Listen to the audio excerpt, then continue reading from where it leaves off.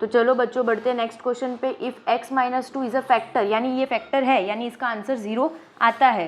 X cube minus m x square plus 10x minus 20, then find the value of m। मतलब ये factor है, यानी इसका answer इस इक्वेशन के अंदर अगर हम x की वैल्यू +2 डालेंगे तो इसका आंसर 0 आएगा, क्योंकि इन्होंने ही बोला है कि फैक्टर है। तो हम क्या करेंगे, x के जगह पे 2 आ जाएगा, +2, क्योंकि ये माइनस था, हमें उसका उल्टा करना है। तो एक्स क्यूब हम इक्वेशन लिख रहे वैसा का वैसा, m x square plus 10x minus 20, यानी x के जगह पे अब हम क्या पुट करेंगे 2, तो 2 का cube minus m multiply by x के जगह पे 2 और उसका square, plus 10 multiply by 2 minus 20, और इसका आंसर क्या आएगा बच्चों 0, क्योंकि ये फैक्टर है, तो इसका आंसर क्या आएगा 0। तो 2 का क्यूब 8 माइनस 2 का स्क्वायर 4 और साथ में m आ जाएगा प्लस 20 और माइनस 20 इज इक्वल टू 0। अब 8 माइनस 4m दोनों सॉल्व नहीं होगा, क्योंकि लाइक नहीं है, लाइक टर्म्स नहीं है, और प्लस 20 और माइनस 20 0 आ जाएगा, तो हम ये 0 लिखेंगे ही नहीं, इज इक्वल टू 0। अब 8 माइनस 4m नहीं हो सकता है ना, तो हम क्या करेंगे, ये जो माइनस है वो इस तरफ आके प्लस 4m हो जाएगा, तो 8 इज इक्वल टू 4m। अब हमें m ढूंढना है बच्चों, तो m के साथ जो नंबर है वो भी शिफ्ट कर देंगे हम, तो क्या हो जाएगा 8 डिवाइड बाय 4, क्यों डिवाइड, क्योंकि यहाँ पर मल्टीप्लाई था, तो इस तरफ आके divide, is equal to m। अब इसको डिवाइड करेंगे तो क्या आएगा 2, तो m की वैल्यू क्या हो जाएगी 2।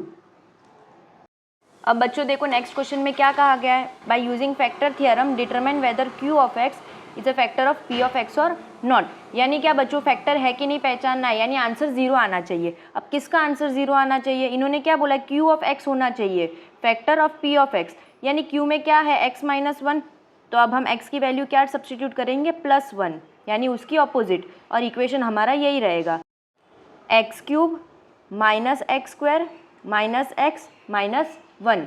तो अब हम x की जगह पे 1 डालेंगे, यानी 1 का क्यूब माइनस 1 का स्क्वायर, देन x की जगह पे माइनस, ये माइनस, और x की जगह पे 1 एंड माइनस 1, 1 का क्यूब 1 ही रहेगा, 1 माइनस स्क्वायर भी 1 ही रहेगा, 1 माइनस 1 0, माइनस 1 माइनस 1, तो इसका आंसर क्या आएगा 0, minus minus plus and sign greater number की, यानी दोनों ही ग्रेटर है, दोनों 1 है, दोनों की साइन माइनस है तो माइनस ही लगेगा। तो ये फैक्टर है क्या, तो no it is not a factor, it is not factor.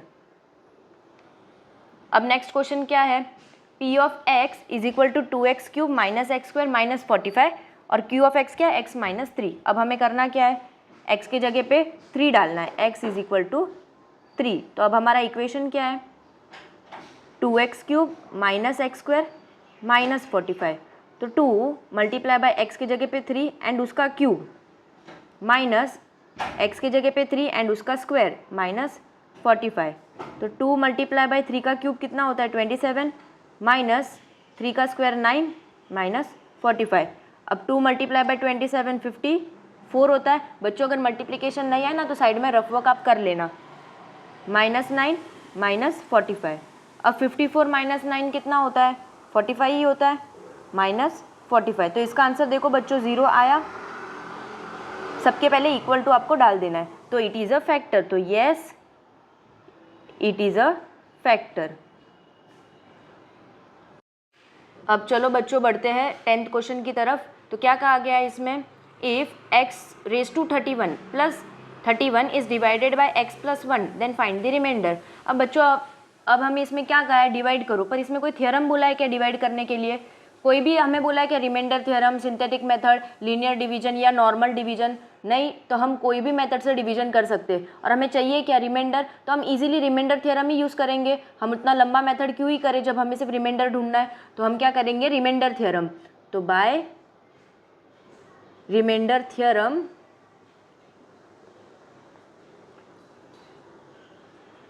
x की वैल्यू हम क्या डालेंगे -1 उल्टी, यानी x रेज टू 31 प्लस 31, तो x की जगह पे क्या आ जाएगा -1 रेज टू 31। अब बच्चों समझो -1 31 बार है, तो कभी भी -1 के ऊपर अगर इवन है, एक्सपोनेंट अगर इवन है तो तुम्हारा आंसर प्लस हो जाएगा। क्यों, क्योंकि दो माइनस बन के क्या हो जाएगा, प्लस प्लस प्लस।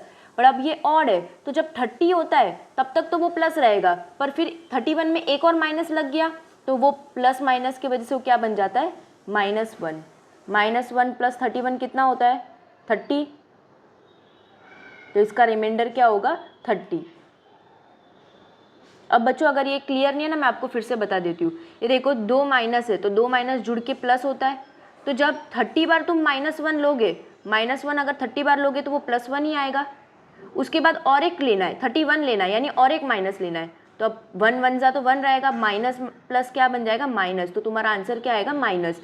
यानी एक्सपोनेंट अगर ऑड है तो तुम्हारा वही आंसर आएगा, -1। पर अगर इवन होता तो तुम्हारा वो +1 में चेंज हो जाता। अब नेक्स्ट क्वेश्चन की तरफ बढ़ते हैं। ये आपका रफ वर्क है बच्चों। इसके जो नोट्स है ना मैं आपको पोस्ट कर दूंगी, तो आप उसमें से नोट्स रेफर कर सकते हो। अगर आपको कोई डाउट आता है, आपको क्लियर नहीं हो रहा है, तो आप वो नोट्स को रेफर कर सकते हो। अगर एक्सप्लेनेशन नहीं समझते तो फिर से आप वीडियो देख लेना, तो आपको उसमें ही क्लियर हो जाएगा। Show that m-1 is a factor of, show करना यानी बताना है कि उसका आंसर 0 है। शो मतलब फैक्ट, शो करना है कि इसका आंसर, अगर इसके अंदर हम m की वैल्यू +1 सब्सटीट्यूट करेंगे, तो अगर हम +1 सब्सटीट्यूट करते तो उसका आंसर 0 आना चाहिए, ये आपको बताना है। तो अब हम क्या करेंगे, m⁻21 - 1, यानी m की जगह पे हम 1 डालेंगे, 121 बार -1, तो 121 बार मल्टीप्लाई करेंगे तो 1 ही आएगा। तो 1 - 1 क्या होता है, 0। तो इसको हम नाम दे देंगे 1, मतलब इसको हम एक्सप्लेनेशन के लिए, हमको आगे ये काम आएगा, इसके लिए हम यहाँ पे लिखेंगे 1।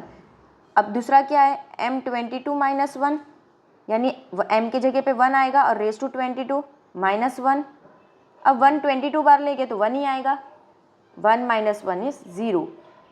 तो दोनों का आंसर 0 आ रहा है, तो हम लिख देंगे from 1 and 2 m⁻21 - 1 and m⁻22 - 1 are factor of m-1, यानी आंसर 0 लाना था जो हमने ला दिया है। अब बढ़ते हैं नेक्स्ट क्वेश्चन की तरफ। 12th one, if x - 2 and x - half both are factors of polynomial nx² - 5x + m, then show that m = n = 2। अब बच्चों इसको थोड़ा अच्छे से समझना, ऐसे तो है इजी बट आपको कॉन्सेंट्रेशन चाहिए इसमें। अब इन्होंने क्या बोला है, x - 2, तो हम क्या डालेंगे, x की वैल्यू 2, और x - हाफ है तो x की वैल्यू क्या रहेगी, हाफ। ठीक है ना। अब हमारे पास इक्वेशन क्या है, nx² - 5x + m, ये इक्वेशन है। तो हम क्या करेंगे, सबसे पहले इक्वेशन को लिख देंगे, nx² - 5x + n। अब पुट x = 2, सबसे पहले हम इसको 2 डालेंगे। ठीक है, हम x की वैल्यू क्या डालेंगे, 2, तो n 2 का स्क्वायर, x की जगह पे 2 - 5 × 2 + m, कर दिया हमने इतना। अब इसका आंसर आएगा 2 का स्क्वायर 4, n - 10 + m। एक भी लाइक टर्म्स नहीं है तो हम इसको ऐसे ही रहने देंगे। अब हम इसमें क्या करेंगे, पुट x = हाफ। ठीक है, एक बार इक्वेशन में हमने x को 2 डाल दिया, अब हम x को क्या डालेंगे, हाफ, क्योंकि दोनों ही फैक्टर है इस इक्वेशन का। अब इक्वेशन क्या है, nx² - 5x + m, तो अब n की जगह पे n ही रहेगा, x की जगह पे हाफ का स्क्वायर -5 × हाफ + m, तो n × 1 का स्क्वायर 1 और 2 का स्क्वायर 4, माइनस मल्टीप्लिकेशन में पता ना बच्चों डिनोमिनेटर सेम नहीं करना है, आपको सीधा मल्टीप्लाई कर देना है। तो 5/2, यानी 5 × 1 = 5 एंड नीचे 2 + m। अब मल्टीप्लाई बच्चों इसमें भी तो n ही आएगा, n 1 = n, n/4 -5/2 + m। इतना बच्चों क्लियर हो गया। अभी लोग बोल रहे हैं कि दोनों का आंसर, हमारे पास एक 2 इक्वेशन मिल गया है, इसी इक्वेशन को और थोड़ा सा सिंप्लीफाई कर देते, क्योंकि ये फ्रैक्शन में है तो हम इसको नॉर्मल नंबर्स में कर लेते हैं। सबसे पहले हम इस दोनों का डिनोमिनेटर सेम करेंगे। ठीक है, तो अब हम क्या करेंगे, ये पूरे इक्वेशन को 2 से मल्टीप्लाई कर देंगे, ये वाले टर्म को 5/2 को।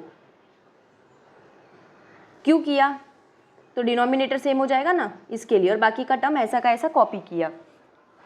अब n/4 माइनस 10/4 प्लस m। अब क्या हुआ, डिनोमिनेटर सेम हो गया, यहाँ पे n माइनस 10 प्लस m रह गया।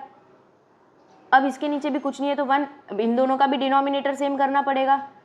तो मैं क्या करूँगी, इस पूरे टर्म को 4 से मल्टीप्लाई कर दूंगी। तो देखो बच्चों डिनोमिनेटर सेम हो जाएगा, n माइनस 10 प्लस 4m ज़ा 4n/4। और ये फैक्टर है तो इसका आंसर 0 आता है। तो हम क्या करेंगे, 4 0 से अगर मल्टीप्लाई हो गया तो क्या आंसर आएगा, आंसर 0 ही आएगा। तो ये हमारा इक्वेशन हो गया 2 और ये था हमारा इक्वेशन 1। अब हम दोनों इक्वेशन को एक बार यहाँ पर फ्रेशली लिख देते हैं। फर्स्ट इक्वेशन हमारा क्या था, 4n माइनस 10 प्लस m, ठीक है, इज इक्वल टू 0, क्योंकि फैक्टर है। तो अब हम क्या करेंगे, वेरिएबल्स को एक तरफ ले लेंगे, 4n प्लस m, और ये जो माइनस 10 है ना वो इधर जाके प्लस 10 हो जाएगा, प्लस 10 तो 10 प्लस 0 10 ही रहेगा, ठीक है। ये अपना पहला इक्वेशन था। अभी सेकेंड इक्वेशन, तो n माइनस 10 था, माइनस 10 ये अपना पहला इक्वेशन है, n minus 10 plus 4m is equal to 0। तो अब हम क्या करेंगे, n इधर ही रहने देंगे, 4m भी इधर ही रहने देंगे, और ये जो माइनस 10 है ना वो इस तरफ जाके प्लस 10 हो जाएगा। तो ये अब हमारा इक्वेशन हो गया। अब आपको दिख रहा है यहाँ पर 4 है और यहाँ पर 4 है और यहाँ पे 1 और यहाँ पे 1 है। तो आपको पता है, आपने सीखा होगा 7th या 8th में, जब क्रॉस में सेम होता है तो हम क्या करते हैं, एक बार ऐड करते हैं और एक बार सब्ट्रैक्ट करते हैं, पता है ना। या तो फिर आप क्या करो, पूरे ये जो इक्वेशन है ना, ये सेकेंड वाला, इसको मल्टीप्लाई बाय 4 कर दो तो ये दोनों सेम हो जाएगा। तो मल्टीप्लाइंग इक्वेशन 2 बाय 4 किससे करेंगे, 4 से। तो सेकेंड इक्वेशन तो ये था,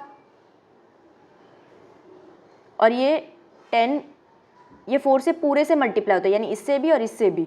तो 4n plus 16m is equal to 40। तो ये हमारा थर्ड इक्वेशन हो गया। अब हम क्या करेंगे, देखो इसका टर्म सेम हो गया, 4n फर्स्ट वाले का। तो अब हम इसको क्या करेंगे, सब्ट्रैक्टिंग, क्या करेंगे, क्यों सब्ट्रैक्ट करेंगे, ये आपको पता ही होगा, आपने सीखा हुआ 8th स्टैंडर्ड में। अगर नहीं पता है बच्चों तो कमेंट करके बताओ, तो क्या मुझे समझ आए कि कितना बच्चों को क्लियर है, तो मुझे आगे सिखाने में समझ आएगा कि मुझे कितना कोई भी चीज़ को एलॉबरेट करके बताना है। अब सब्ट्रैक्टिंग इक्वेशन 2 फ्रॉम 3, यानी जो छोटा है वो हम नीचे लिखेंगे, जो बड़ा है वो हम ऊपर लिखेंगे। तो 2 फ्रॉम 3। तो अब सबसे पहले हम क्या लिखेंगे, 4n plus 16m is equal to 40 minus 2 से करेंगे सब्ट्रैक्टिंग इक्वेशन 1, सॉरी बच्चों इधर 1 आएगा, क्यों 1 आएगा, क्योंकि 2 को ही हमने सॉल्व करके ये थर्ड वाला लाया था। तो अब हमें यहाँ पे क्या करना है, 1 इक्वेशन। तो 1 तो ये था, 4n plus m is equal to 10। अब इस दोनों को सब्ट्रैक्ट करेंगे तो क्या आएगा, ये माइनस की वजह से पता है ना बच्चों, सब पूरी साइन चेंज हो जाएगी माइनस की, क्योंकि ये माइनस सबको लग जाता है तो साइन ऑपोजिट हो जाता है। तो ये तो कैंसिल हो जाएगा। देखो बच्चों, अब कैंसिल करने के लिए ही मैंने इसको 4 से मल्टीप्लाई किया था, कि अगर एक वेरिएबल कैंसिल हो गया तो दूसरा इजीली मिल जाएगा, अगर दोनों वेरिएबल रह गए तो सॉल्व ही नहीं होगा। अब 16 माइनस 1 15m, और ये 40 माइनस 10 इज इक्वल टू 30। तो m की वैल्यू क्या आएगी, 30 डिवाइड बाई 15 दैट इज़ 2। तो देखो m की वैल्यू आ गई 2। अब हमने m तो फाइंड आउट कर दिया, अब हमें क्या करना है, n को 2 लाना है। हमें शो क्या करना था, देखो बच्चों m is equal to n is equal to 2, तो m को तो हमने 2 ला दिया, अब हमें क्या करना है, n की वैल्यू 2 लानी है। तो क्या करेंगे, substituting value of m is equal to 2 in equation, आप कोई भी इक्वेशन में करो, 1 चाहे 2 चाहे 3, किस में भी आप कर सकते हो। तो मैं 1 में ही कर रही हूँ क्योंकि वो ईजी है, इक्वेशन 1। तो हमारा इक्वेशन 1 क्या था, ये वाला, 4n plus m is equal to 10। तो अब 4n प्लस m कितना था, 2 इज इक्वल टू 10। 4n, अब ये दोनों ऐड हो नहीं सकता तो ये 2 इस तरफ चला जाएगा माइनस में, क्योंकि यहाँ पर प्लस हो रहा था।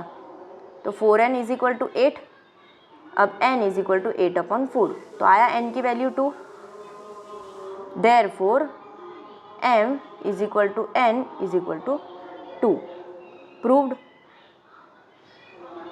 और इधर नाम दे सकते हो आप कुछ भी, यानी ये 3 था इधर, तो आप 4 और 5 लिख दो इसको, फ्रॉम प्रूव्ड कैसे हुआ? From 4 and 5। 13 क्वेश्चन में क्या कहा गया? 13 क्वेश्चन में दो सम है, तो सबसे पहले हम फर्स्ट वाला सॉल्व करेंगे। क्या कहा गया है? p of x is equal to 2 + 5x, then find p of 2, p of -2 minus p of 1। यानी क्या करना है बच्चों? सबसे पहले ना x की जगह पे 2 डालना है, वो सॉल्व होने के बाद फिर x की जगह पे -2 डालना है, वो सॉल्व होने के बाद 1 डालना है। मतलब आपके पास 3 इक्वेशन मिलेंगे, 3 चीज़ मिलेगी, 3 नंबर्स मिलेंगे। वो 3 नंबर्स में से पहले 2 को प्लस करना है एंड देन तीसरे से माइनस करना है। तो चलिए प्रैक्टिकली देखते हैं इसको सॉल्व कैसे करते हैं। अब सबसे पहले p को क्या डालना है? p ऑफ 2 डालना है, तो 2 + 5 मल्टीप्लाई बाय x की जगह पे आएगा 2, तो 2 + 10 12, यानी p ऑफ 2 12 है। अब हम ढूंढेंगे p ऑफ -2, तो यानी इक्वेशन तो वही रहेगा 2 of 5x, 2 multiply by 5x, तो 2 + 5 मल्टीप्लाई बाय x, तो अब हम यहाँ पे क्या लिखेंगे? 2 + 5 मल्टीप्लाई बाय -2, तो 2 5 2 = 10 प्लस माइनस माइनस, यानी इसका आंसर आया -8। अब हम डालेंगे p ऑफ 1, इक्वेशन तो वही है, तो अब हम इसमें क्या लिखेंगे? 2 + 5 मल्टीप्लाई बाय 1, क्योंकि x की जगह पे 1 डालना है, 2 + 5 5 1 = 5, तो ये क्या बन जाएगा?